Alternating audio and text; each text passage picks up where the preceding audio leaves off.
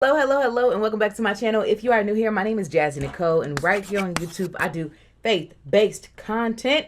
Today is literally no different. We are looking at James chapter 4. Again, James is very short. This man don't play. When I tell you he be straight to the point. Baby said, I got a little bit of ink. I got this letter out before 5 p.m., okay? That's what he said. Basically, James was straightforward to these people. Now, as a reminder, James is Jesus's half brother. James is writing this letter to the scattered Christians because they scattered after Stephen was martyred. And he let them know a couple things, baby. And James is no plaything. Baby, he's not holding back. He's letting them know, listen, y'all playing, and I'm going to tell y'all what to do to fix it. Okay, we're going to get into that. I do want to tell you, if you are looking for a Bible study bestie, this is the page, baby. Hit that subscribe button. Let's get into the Word of God together. If you have been around for a while, good evening, good morning, good afternoon. It is a pleasure to have you here yet again. Yeah, without further ado, let's go ahead and get into James chapter 4.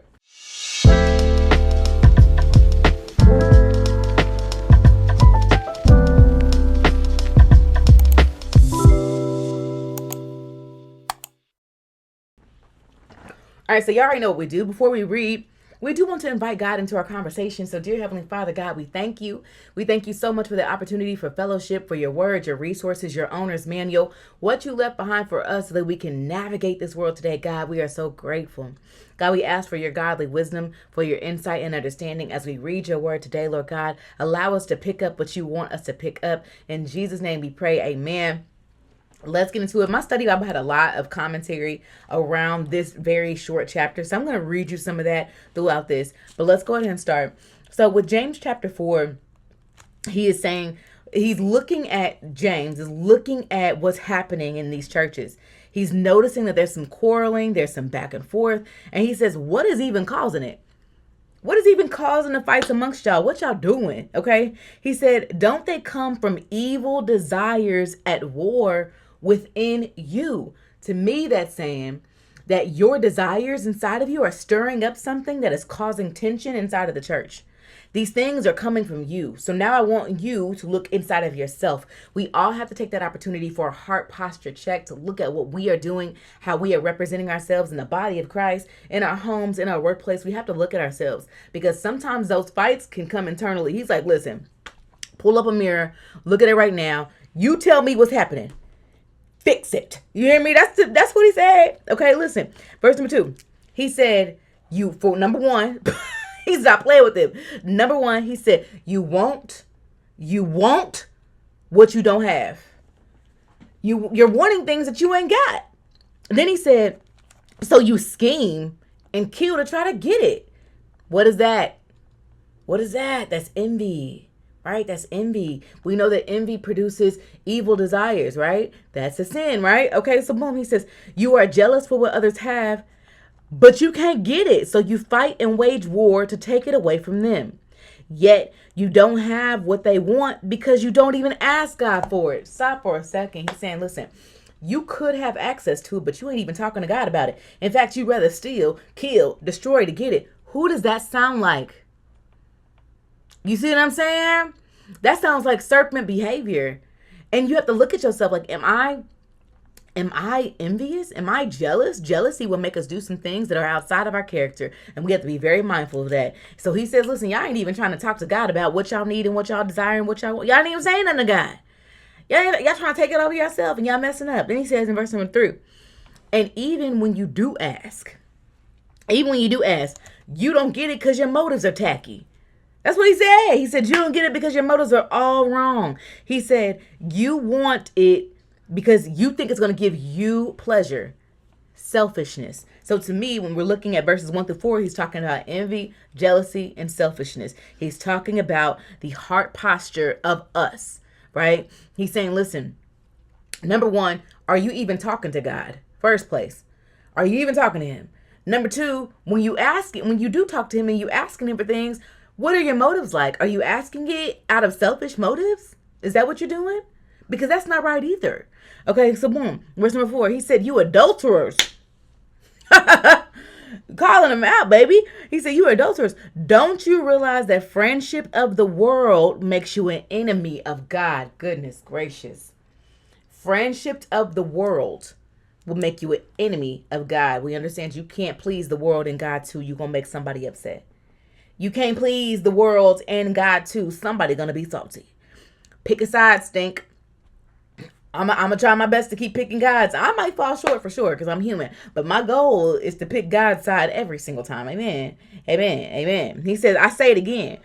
If you want to be a friend of the world, you literally make yourself an enemy of God. Listen, if you want to be a friend of the world, you are making yourself an enemy of God. Wow. Wow. Got to be mindful with that. Got to be mindful. Verse number 5. Do you think the scriptures have no meaning? He's like, listen, y'all, do you think that the scriptures don't mean nothing? They mean something. He says, they say that God is passionate, that the Spirit has been placed within us to be faithful to him, right? The Holy Spirit. Verse number 6, and he gives us grace generously. As the scriptures say, God does not play with the proud. He don't like it. God gives grace to the humble.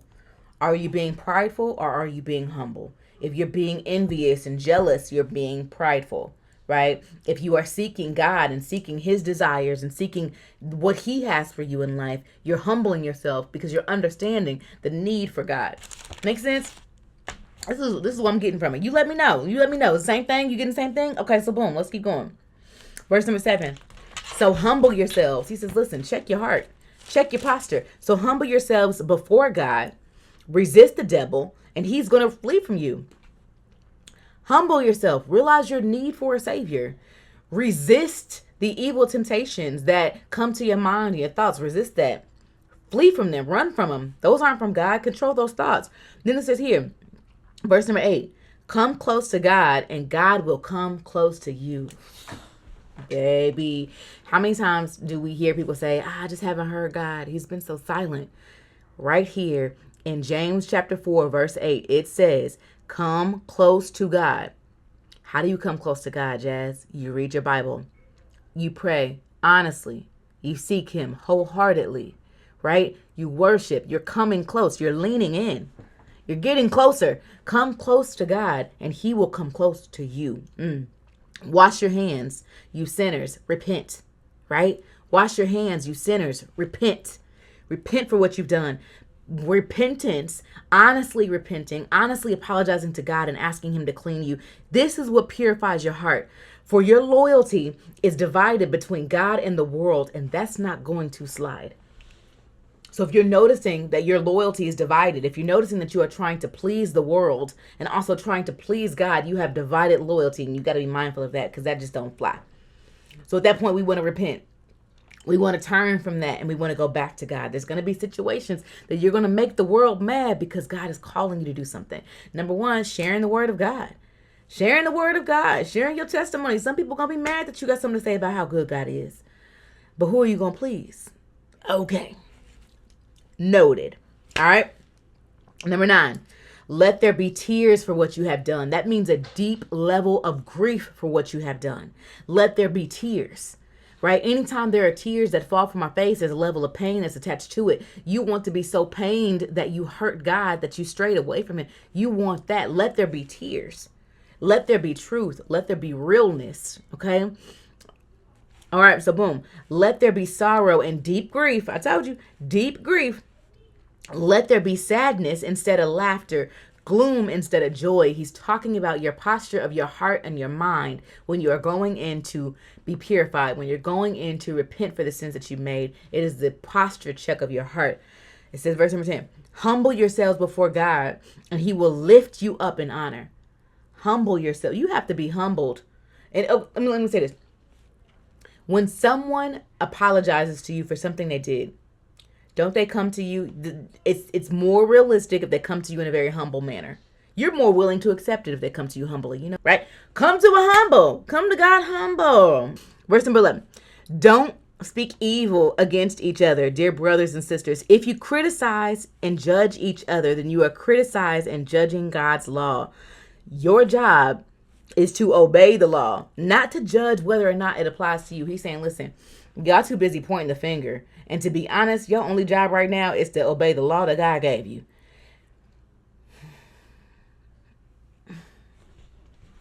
I didn't say it. James said it. James said it. Verse number 12. God alone who gave the law is the judge. He alone has the power to save or destroy. So what right do you have to judge your neighbor? Because they was over there starting fights, maybe judging other people. They was over there starting fights. Oh, he didn't do. See, you got to be careful. You got to mind your business. Verse number 13.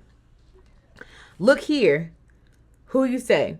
Look here, you who say, today and tomorrow we're going to go to a certain town and we will stay there for a year and we will do business there and we're going to make a profit.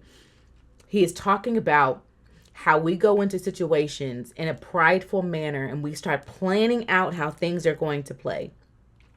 Have you ever tried to make a plan about how things are going to play out? And you know how people say God laughs at the plans that you make?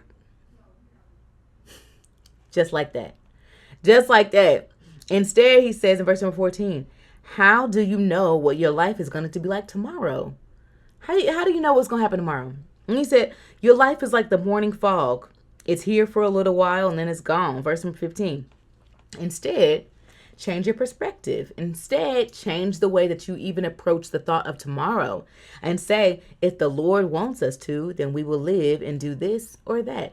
Basically, Lord willing, right? Lord, if it is in your will, okay, if it is in your will, let this happen.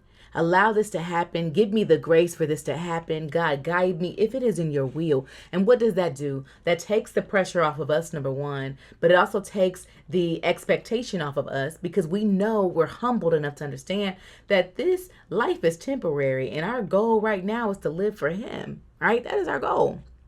That is our purpose. It's to live for him. So let my will align with yours, Heavenly Father. And then it says here, verse number 16. Otherwise, you will be boasting about your own pretentious plans, and all boasting is evil. Okay, that's what he said. Verse number 17. Remember, it is a sin to know what you ought to do and then not do it. Listen, we're doing all these Bible studies. We're into the Word of God. We're reading literally what was instructed for us. He says, listen, it's a sin for you to know these things and you actively choose not to do it. Right? We tell our kids that. I told you need to be in bed by 9:30. Here it is, 10:45, and you're still up. You know what the rules are, and you deliberately chose not to do that. That's the problem, right? God is the same way. Once we know what the rules are, we are learning our word of God. We have a higher expectation to keep what he's calling us to do. We have a higher expectation. How are we managing that? Are we being good stewards of the word of God? Are we being good stewards of what we're learning? Are we actually taking what we're learning and putting it into practice, or are we just reading for fun? I want to put it into practice. That's the goal, right? This is what stood out to me in James chapter 4. Now, tomorrow is Friday. Tomorrow we will read James chapter 5. Please be sure to comment what stood out to you in James chapter 4. I will definitely see you guys tomorrow for James chapter 5. Just a heads up. Now, I am doing a spiritual detox on social media. I don't know about you, but if you are a person where you're starting to feel the doom scrolling, the weight of social media, you're focusing a lot on social media, you are more than welcome to join me, Stinkabutt. I am doing a spiritual detox on social media, so I will not be posting on any platform, but I will be doing my podcast on Tuesday. So I will be doing that because that's not really social media for me. I'm thinking of TikTok, Facebook, YouTube, Instagram. I'm thinking of those platforms when I think of social media. But I will be taking a spiritual detox from those apps starting on Saturday the 12th through Friday the 18th. You are more than welcome to join me. My focus is to really just lean into God's word, spend time with him, and drop the scrolling because I feel like I was trying to fill up on scrolling, and I need time with God. I need to get that habit kicked out. And so I'm going to give God those 7 days. You're more than welcome to join me. After that, we will be starting the book of Ephesians. So I will remind you about that tomorrow when we go over chapter 5. I also did a post on YouTube for that. I definitely don't want to keep stopping and going, but at the same time, I have to, like James chapter 4 said, I can't please the world and God too. And I know right now God is calling me to spend time with him, to drop certain things and focus directly on him. And I have to be obedient to my Father. So I'm sorry if that's causing any delay for you. That is not my intention. So I do want to give you the heads up about what that break is going to look like. And the next book that I'll be hopping into will be Ephesians. And I'm excited to do so. And I'll be keeping you updated. You already know I'm going to keep you updated. I'm going to keep you updated on that. So tomorrow we will go over James chapter 5. Then we have 1 week off of social media detox so that we can spend time with God. If you're more than welcome to join me. And then we will start Ephesians. So I will keep you updated on that, guaranteed. But anywho, I hope you guys have an amazing, amazing day. And I will see you tomorrow for James chapter 5. Love you guys. Bye.